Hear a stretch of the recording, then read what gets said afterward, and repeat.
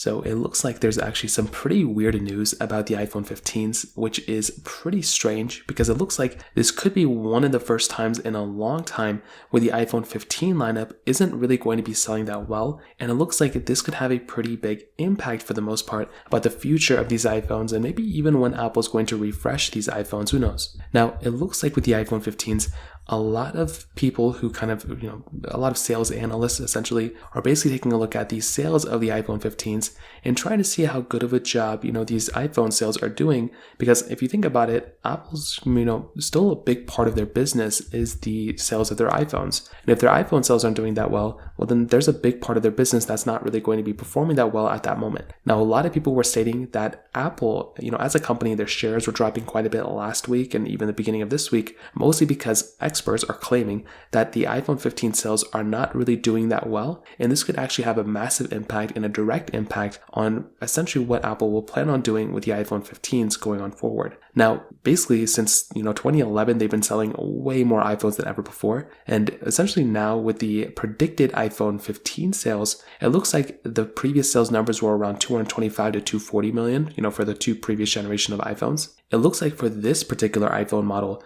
they're probably assuming about a $215 million, 215 million units of iPhone sales. So that is a significant drop in the year before and the year before that. And it's putting us back in line to about the 2016 iPhones, which were like the iPhone 7s. So that is going to be a very interesting thing, that our sales numbers are basically stagnant, that our sales numbers for these iPhone 15s aren't really going to be surpassing the years before. I will say though, they did increase the price of the iPhone 15 Pro Max. So Apple doesn't have to sell as many iPhones in order to make the same amount of money, but for the bottom 3 iPhones, Apple will basically have to do the exact same thing as they were doing before. So they will have to go through and basically, sell the same amount of iPhones as before in order to make the same amount of money. The other thing on top of that is that, as far as I can tell, Apple probably spent more money to make something like the iPhone 15 Pro than the 14 Pro. At least with the iPhone 15 from the 14, because they're having to, put the frosted glass back. They're having to put a better build quality for the most part in some ways. So it's going to be very interesting to see what Apple ends up doing there for the most part in terms of their sales numbers. But I do think for the most part, the iPhone 15s are still going to sell fairly well. I don't think they're going to beat out last year's iPhones. The 14 Pro in particular